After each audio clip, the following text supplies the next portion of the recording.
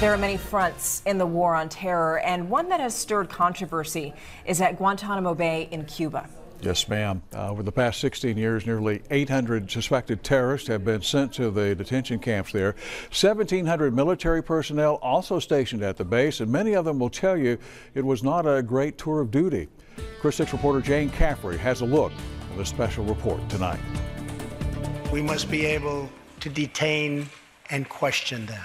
Terrorists are not merely criminals. They are unlawful enemy combatants. A message heard around the globe.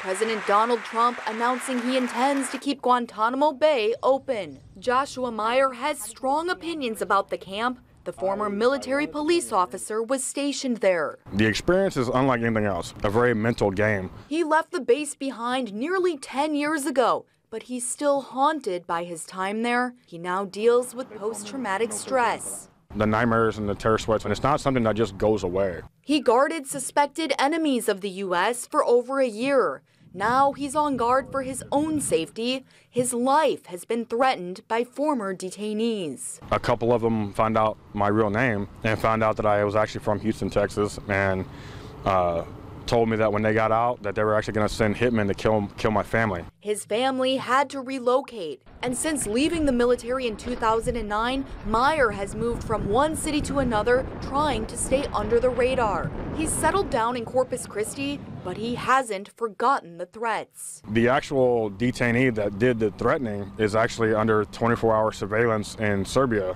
He's on the watch for the next 2 years. After that, there's no telling what will happen. Meyer has already had violent encounters with detainees. He was attacked when he served as a guard. I got bad knees from where I got kicked in the knee, bad shoulder where I got slammed into a concrete wall. There are also emotional scars, memories that haunt him, like having to force-feed detainees who are on hunger strikes. And you got to put it up their nose and down into their stomach, and you feed them.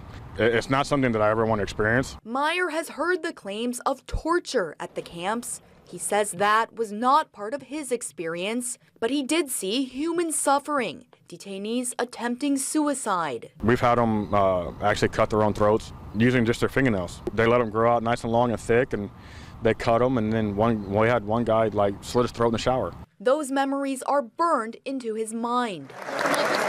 President Trump's plan to keep Guantanamo Bay open reignites the debate about the camp's role in the U.S. justice system and the war on terrorism. Is it a stain on the nation's moral standing?